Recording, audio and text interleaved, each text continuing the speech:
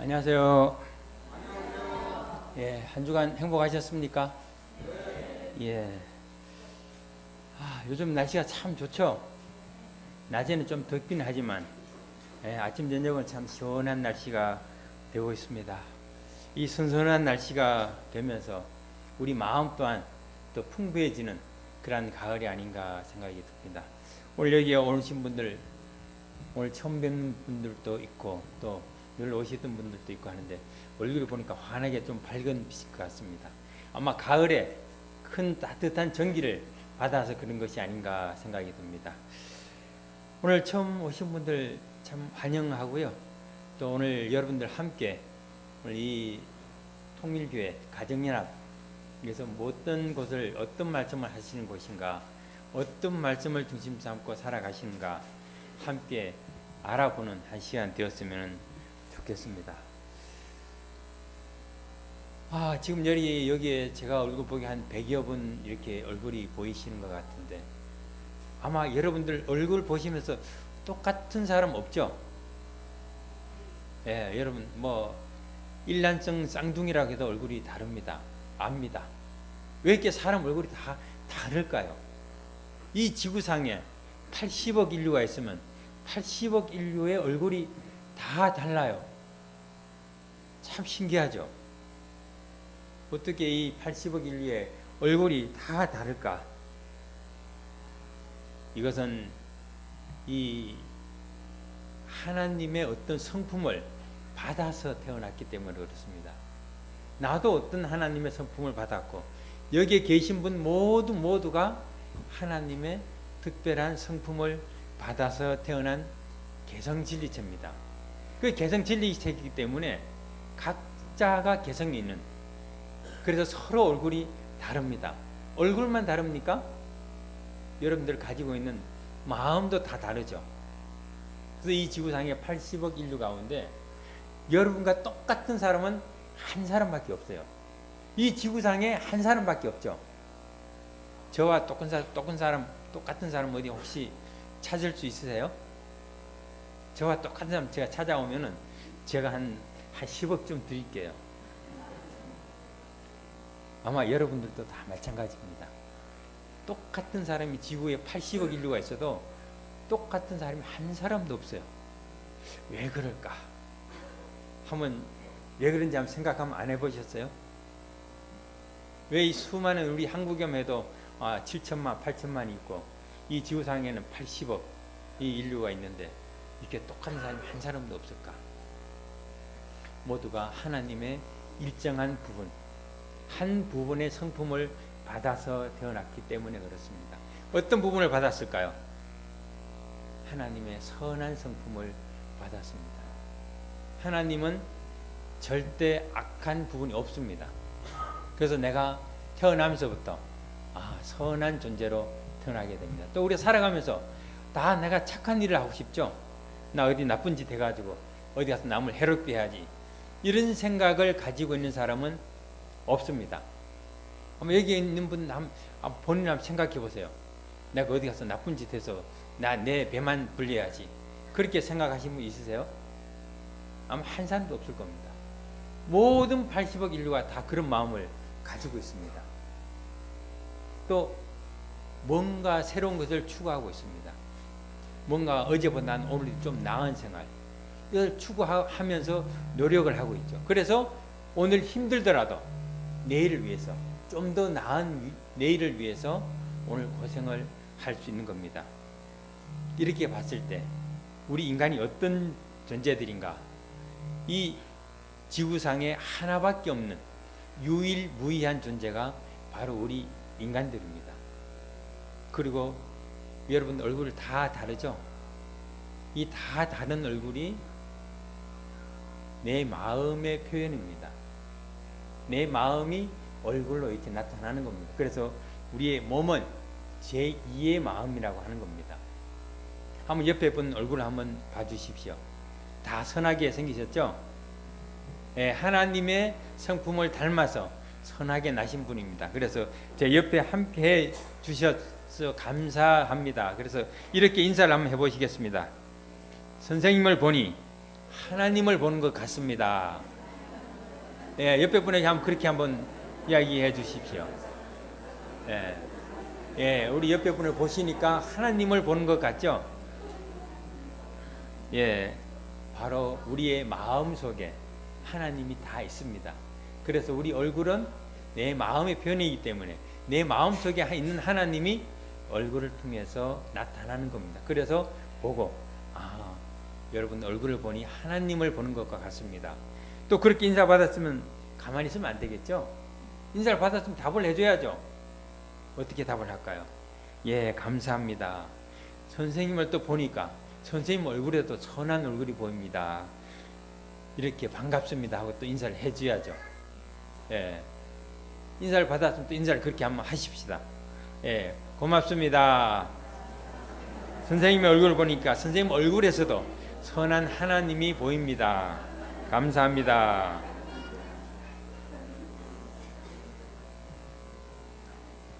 예, 우리가 이렇게 100여 분 앉아 계시면은 이 100여 분 앉아 계신 모든 분들이 하나님입니다.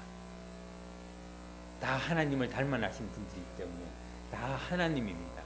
그래서 우리는 사람들을 볼 때 그 사람 얼굴을 보지만 그 사람 마음에 임재하는 하나님을 봐야 됩니다. 그래서 여러분들 보시면 이제 사람들 보면은 저 사람만 해도 하나님 있구나, 저 사람만 해도 하나님 있구나, 하나님으로 보시면은 이 세상이 아름답고 평화로워집니다. 우리가 지금 이 시대에 우리 한민족의 수건이 있다면은 뭐니 해도 통일이겠죠. 그 통일을 어떻게 해야 될까? 이 통일이란 말은 그냥 피상적인 해도 되고 안 해도 되는 그러한 통일이 아닙니다. 이 통일 한반도가 이 통일이 아직 안 되는데 세계에서 통일 안 된 분단된 국가는 이 한반도가 유일합니다. 이제 전 세계 통일이 다 됐습니다. 근데 한반도만 아직 통일이 안 되어 있기 때문에 세계의 모든 나라가 이 한반도에 이목을 집중하고 있습니다. 그래서 우리 한반도에서 이제 남한과 북한이 어떤 액션만 취하면 세계 뉴스거리가 됩니다. 왜 이렇게 지구상에서 봤을 때, 큰 지구를 놓고 봤을 때 한반도 어디가 있는지 찾기도 힘들어요. 아주 조그만 나라인데 왜 이렇게 세계적인 이목을 받고 있을까? 아마 이건 특별한 이유가 있을 것입니다. 이 한반도가 세계적인 이목을 받고 있는 데는 특별한 이유가 있습니다. 하나님의 특별한 관심을 가지고 있는 이 한반도이기 때문에 그렇다고 봅니다. 이 통일이라는 단어는 먼저 우리 몸과 마음의 통일부터 가야 됩니다. 우리 통일의 기원을 어디서 찾을 수 있는가 보면은 성경에 하나님이 첫 남자와 여자를 창조한 이야기가 나옵니다. 성경에 아담과 하와를 창조하셨다고 나옵니다. 이 두 사람이 하나님이 남자와 여자를 창조를 하셨죠. 이 두 사람이 하나 되어서 통일이 되었다면 이 지구상에 오늘날 참 평화가 이루어졌을 겁니다. 근데 하나님은 그런 염원을 가지고 그러한 꿈을 가지고 이 아담과 하와를 창조를 하셨는데, 근데 이 아담과 하와가 하나님 뜻대로 살지 못하고 하나님이 따먹지 말라 하는 그 에덴 동산의 모든 실과는 따먹어도 그 선악을 알게 하는 나무의 과실은 따먹지 말라 이렇게 이야기를 합니다. 왜? 따먹으면 너희들이 정령 죽을 것이다. 그렇게 이야기해서 선악과를 따먹지 말라고 이야기합니다. 그런데 아담과 하와는 그 따먹지 말라는 선악과를 따먹고 맙니다. 뱀의 꼬임에 의해서 따먹고 납니다. 그 따먹음으로 인해서 흔히 기독교에서는 타락이라고 그러죠. 타락함으로 말미암아 이 땅에 죄악이 들어오기 시작했습니다. 그 죄악이 들어옴으로써 이 지구상에 오늘날 우리 모든 인간들은 그 타락의 후손이다 그렇게 이야기를 하고 있습니다. 근데 이 가정에서 그 죄악이 바로 그 가정에서 큰 문제가 일어납니다. 아담과 하와가 이 선악과를 따먹고 타락을 하면서 그 가정에 죄악이 들어오면서 그 아담과 하와의 아들들이 둘이 있습니다. 첫째 아들이 가인이고 둘째 아들이 아벨입니다. 그래서 이 가인 아벨을 중심 삼고 하나님이 이제 아담 하와는 타락했으니까 어쩔 수 없지만 가인 아벨 중심 삼고 다시 평화의 세계, 통일된 세계를 이루어야겠다. 그리고 꿈을 가지고 그 가인과 아벨에게 제물을 바치라 이렇게 이야기를 합니다. 그런데 가인과 아벨이 하나님 앞에 제물을 바쳤는데 하나님이 가인의 제물은 받는데 아벨은 제물을 받지 않았. 아벨의 제물은 받았는데 가인의 제물은 받지 않았어요. 그러니까 아벨이 이제 동생입니다. 이 동생이 하나님 내 제물을 받았는데 형은 뭐야? 어떻게 됐어? 형 뭘 잘못해서 하나님이 제물도 안 받아? 아마 형한테 좀 까불었는가 봅니다. 그러니까 형이 성질이 나니까 이 가인이 아벨을 돌로 쳐 죽이는 그러한 사건이 아담 하와 가정에서 일어나게 됩니다. 아마 최초의 살인 사건이죠. 이 죄악의 역사가 오늘날 우리에게 내려오고 있습니다. 그래서 그때부터 우리 인류의 역사가 죄악의 역사입니다. 전쟁의 역사입니다. 그래서 인류의 역사를 전쟁의 역사라고 이야기를 하기도 합니다. 이 전쟁의 역사가 오늘날 민주세계와 공산세계가 되었습니다. 그래서 지금 이 지구상의 가장 큰 전쟁, 가장 큰 이념 전쟁이 바로 민주주의와 공산주의의 싸움이 됩니다. 오늘 우리 참전용사에서 오신 분들 참 공산주의에서 우리 대한민국을 지키기 위해서 참 목숨을 바쳐서 애를 쓰셨잖아요. 바로 그것이 왜 그런가? 공산주의는 인류의 적이기 때문에 그 공산주의를 막기 위해서 그렇게 많은 사람들이 희생을 했습니다. 결국 이 민주주의와 공산주의의 싸움의 기원은 아담 해와 가정 가인과 아벨에서부터 시작되었다 이렇게 볼 수 있습니다. 결국 가인과 아벨 가정에서부터 시작되었기 때문에 이 통일의 문제도 어디서 푸느냐? 가정에서 풀어야 됩니다. 가정에서 원인이 되었기 때문에 가정에서 풀어야 하는 것입니다. 이 가정에서 푸는 문제가 아마 인류 역사 가운데서 일어났던 적이 있습니다. 이스라엘 역사에 보면 이삭이라고 하는 사람이 나옵니다. 아까 문 총재님 말씀에서도 잠깐 나온 이름입니다만은 이 이삭에게 아들이 또 둘이 있습니다. 에서와 야곱입니다. 에서와 야곱이라고 하는 두 아들이 있는데 이 동생 야곱은 좀 가정적인 엄마 성품을 닮아서 좀 가정적인 거 봅니다. 집에서 팥죽을 주고 있는데 형 에서가 이제 좀 남자답게 씩씩하고 이제 사냥도 하고 바깥에 나갔다가 아주 피곤한 상태로 오니까 이 얼마나 배가 고픈지 야 야곱아 동생아 야곱아 좀 나 배가 고프니까 그 팥 좀 주라. 그러니까 이 야곱이 그러면은 나한테 형이라고 한번 해봐. 그럼 내가 팥죽 줄게. 그렇게 합니다. 이 에서는 배가 고프니까 당장 배가 고프니까 그래 네가 형이야 이렇게 해서 팥죽을 얻어먹었습니다. 이것으로 해서 야곱은 형 에서로부터 형의 주도권을 빼앗아버립니다. 이게 말 한마디로 이런 것이 이 형이 되는 조건이 성립이 되었습니다. 이제 아버지인 이삭이 나이가 많아서 눈도 잘 안 보이고 하니까 이제 아들들에게 축복을 해줘야 되겠다. 이제 물려줘야 되겠다. 이렇게 생각해서 형 에서한테 이제 저 짐승을 잡아와서 나한테 맛있는 고기를 해주면은 내가 너희들에게 다 축복을 해주겠다. 이렇게 이야기를 합니다. 근데 그 이야기를 어머니 리브가가 들었어요. 이 어머니가 야 이거 에서한테 가면 안 되는데 그래서 어머니와 가까운 야곱에게 집에 있는 짐승을 잡아서 이거 잡은 고기라고 해서 아버지한테 갖다 드리라 해서 아버지 이삭한테 갖다 주고 축복을 다 받습니다. 축복을 받고 났는데 이제 에서가 사냥을 해서 왔어요. 고기를 만들어 가니까 이제 고기 잡아왔으니까 축복해 주십시오 하니까 아버지 이삭이 야 이놈아 아까 축복 다 해줬지 않느냐? 그 축복을 야곱이 다 받아간 겁니다. 그래도 이 형 에서가 보니까 성질이 나죠. 우리말 뚜껑 막 열려버립니다. 뚜껑 열려서 이제 이 야곱 동생 죽여버리겠다고 벼르고 벼릅니다. 이 동생은 저 힘도 약하고 하니까 도망을 갑니다. 어디로 도망가는가? 외삼촌이 살고 있는 하란이라고 하는 곳에 도망을 갑니다. 거기서 21년 동안 그 외삼촌 밑에서 종살이를 하면서 재산도 모으고 부인도 둘이나 얻고 이 자식들도 12명이나 둡니다. 엄청 부자가 됐죠. 재산도 엄청 많이 모았습니다. 그렇게 고생하면서 21년 동안 종살이해서 그 모은 재산을 가지고 이제 형 에서를 또 만나러 갑니다. 형 에서는 아직까지 21년이 됐는데도 분이 안 풀렸어요. 이 열린 뚜껑이 아직도 닫히지 않았어요. 그래서 이 야곱 보기만 보면 죽이겠다고. 그래서 군사를 훈련시키고 있습니다. 이 야곱은 그 모은 재산 이런 걸 가지고 에서한테 갖다 바칩니다.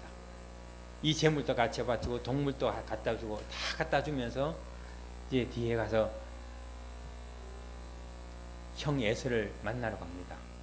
이 에서를 만나러 갈 때 어떨까요? 야곱 마음이 어떨까요? 형은 나를 죽겠다고 군사를 준비하고 있지. 그래서 모든 재산을 형을 갖다 주면서 형을 만나면서 이렇게 이야기를 합니다. 창세기 33장 10절에 나옵니다. 모든 예물을 받으십시오. 내가 형님의 얼굴을 본즉 하나님의 얼굴을 본 것 같습니다. 이야기를 합니다. 이 재물과 이 말을 듣는 순간 에서는 마음에 쌓였던 걸 다 녹아버립니다.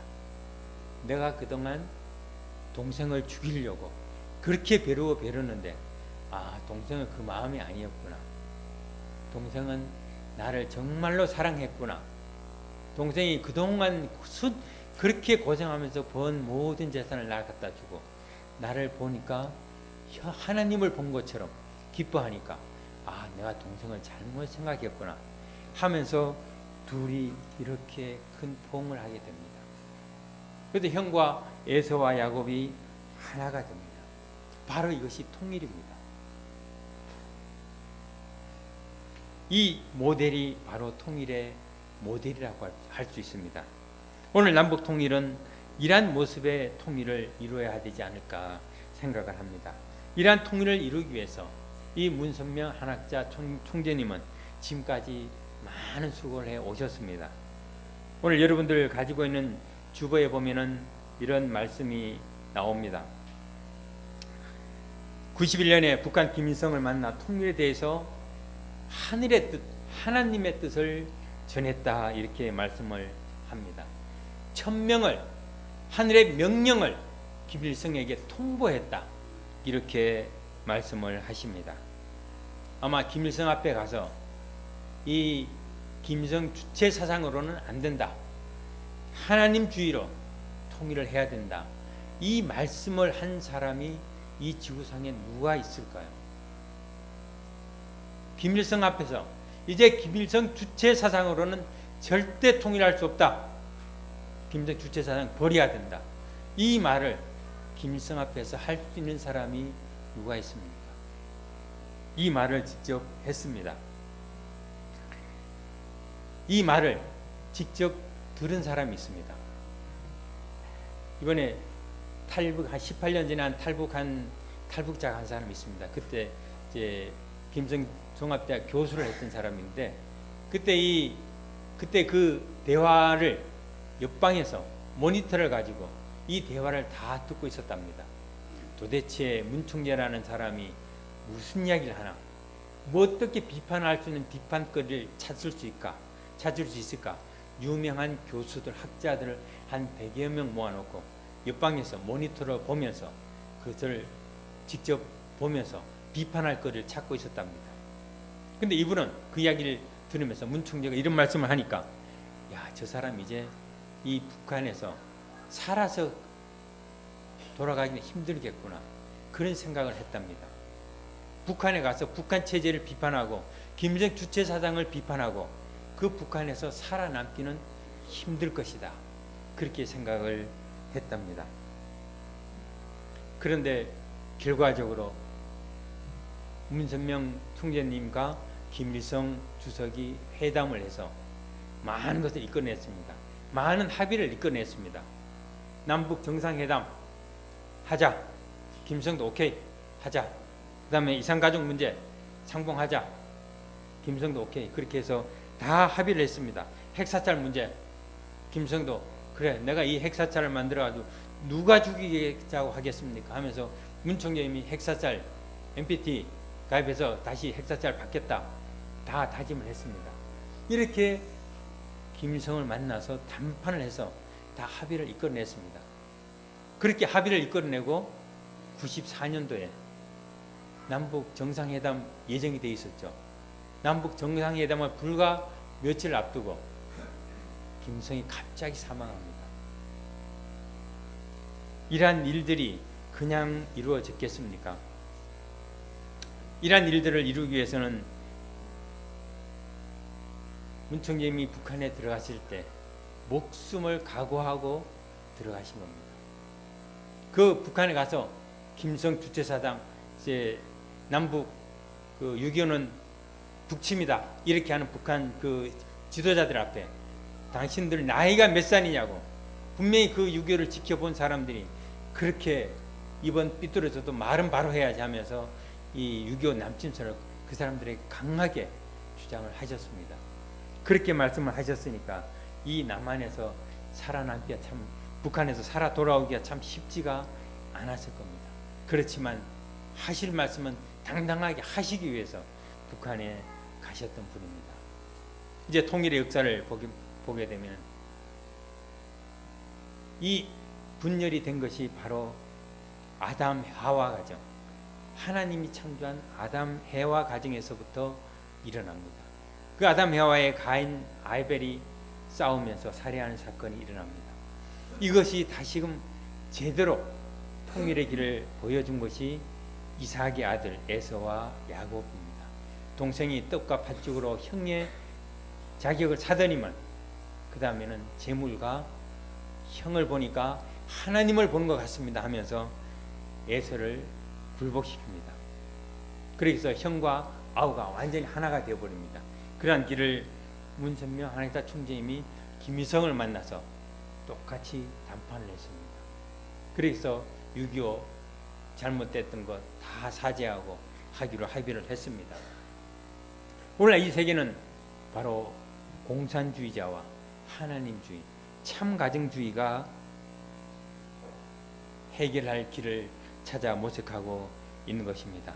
가인이 아벨을 살해했던 것, 야곱이 형 에서를 굴복했던 것, 이것을 탕감복귀를 실체적으로 보여주신 것입니다. 공산주의자 김일성을 하나님주의, 참가정주의자 문선명 한학자 총재님이 굴복시킨 것입니다. 그 문선명 한학자 총재님 말씀 가운데 이런 말씀이 있습니다. 한번 보실까요? 세계 평화의 기원은 가정에서 자녀와 부모가 어떻게 평화의 기반을 닦느냐 하는 것입니다. 이것이 모든 평화의 전반적인 해결을 할 수 있는 기초라는 것을 알았기 때문에 통일교에서는 개성완성, 가정완성을 강조하고 있습니다. 대한민국에 있어서 아무리 남북 통일을 가져왔다고 해도 가정의 평화를 갖지 못하게 되면 남북 통일의 평화도 무너지고 마는 것입니다. 아무리 세계 평화를 선진국 대표의 국가들이 국제회의를 통해서 형성해 나왔다 하더라도 세계의 가정을 중심 삼은 부모들이 평화의 기준을 이어받을 수 있는 가정적 기반이 형성되지 않을 때는 세계의 평화도 무너지게 됩니다. 세계 평화의 가장 근원은 바로 가정에 있습니다. 가정 가운데서도 부부가 어떻게 하나 되느냐, 그게 세계 통일, 세계 평화, 남북 통일의 기반이, 기초가 바로 거기에 있다는 말씀입니다. 남북 통일의 방법을 실체적으로 이제 우리들에게 보여준 것입니다. 우리의 통일은 이러한 통일이 되어야, 이러한 하나 되는 통일이 되어야 진정한 통일이 될 수 있을 것입니다. 만약에 정치적인 통일이나 경제적인 통일 이것이 이루어졌다면 언젠가는 다시 갈등이 있을 수 있습니다. 문선명 한의사 총재님은 이 남북 통일을 위해서 그냥 말씀으로만 하신 것이 아니라 많은 단체를 만들었습니다. 국제승공연합, 아마 이름 들어보신 분들 많을 것입니다. 국제승공연합, 국제승공여성연합, 여성승공연합, 남북통일운동 국민연합, 세계평화청년연합, 세계평화여성연합, 세계평화정상연합, 그 다음에 피스로드, 이런 등 다양한 단체를 만들어서 지금도 통일운동을 하고 있습니다. 이 피스로드는 지금도 전 세계에, 이 금년에도 전 세계 180여국에서 이 자전거로 또 자동차로 또 때로는 말을 타고 이 종주를 하면서 한반도의 통일을 염원하고 있습니다. 금년에도 이 한국에서도 자전거로 금년에는 휴전선을 따라서 횡단하는 그런 피스로드를 개최했습니다. 이제 며칠 후면은 문선명 총재님 성화 11주기를 맞이합니다. 이 문선명 총재님이 목숨을 걸고 이렇게 낸 그 업적, 우리가 되새겨 보면서 또 그 길을 갔던 그 길을 우리도 이렇게 밟아서 반드시 통일을 이루겠다, 세계 평화를 이루는 길을 우리도 가겠다 다짐하는 우리 모든 분들이, 모든 지도자 선생님들이 되기를 축원합니다.